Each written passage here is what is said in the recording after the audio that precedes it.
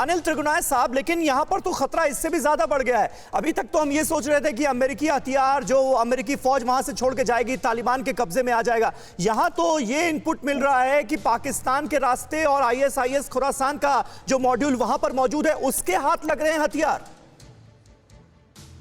देखिए, जब ये सारे लोग लड़ रहे थे साथ में मिलकर के, तो जिसके हाथ जो लगा वो उसने ले लिया। दूसरी चीज़ ये मानना कि ड्रोन्स अगर आईएसआईएस और अलकायदा के पास नहीं है, तो हमने देखा है कि ये ड्रोन्स हों चाहे डिफरेंट अलग इक्विपमेंट्स होते हैं, वो देखा हमने हूती यमन में क्या हो रहा है, आपने देख लिया कि वो उन्होंने खाली ड्रोन्स के जरिए कितनी बड़ी लड़ाई लड़ी है। वो भी इसी तरह के मिलिटेंट ग्रुप हैं।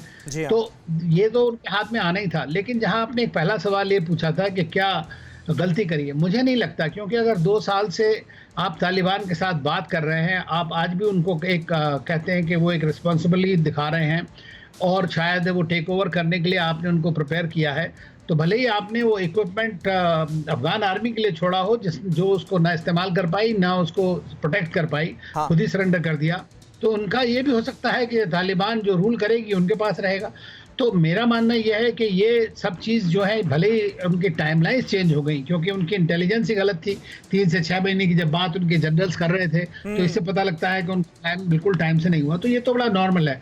दूसरी चीज़ ये है कि जो इस वक्त में तालिबान के पास में असले से ज़्यादा मैं समझता हूँ उसकी सबसे बड़ी समस्या ये है। लेकिन यहाँ पर ये आईएसआईएस का खुरासान मॉड्यूल जो है, ये एक बड़ा खतरा इस वक्त नजर आ रहा है। अमेरिका की तरफ से ये चेतावनी दी गई है कि 24 से 36 घंटे के अंदर काबुल एयरपोर्ट पर फिर आतंकी हमला हो सकता है। अमेरिकी सावधान रहें।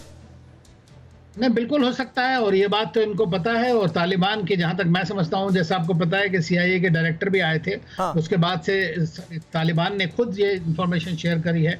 और आप ये भी जान लें, चाहे भले ही अब तक अमेरिका के खिलाफ ये सारे ग्रुप एक साथ लड़ रहे हों, लेकिन तालिबान की जो एक पॉलिटिकल अप्रोच है, एक उनकी जो स्ट्रेटेजिक अप्रोच है, वो अफगान रिलेटेड है, जबकि आईसिस के जो है वो पूरा दूर तक है। ये जो है एक दाइश की एक ब्रांच है यहाँ पर के, तो उनका बेसिकली आपस में एक जियो स्ट्रेटेजिक झगड़ा है।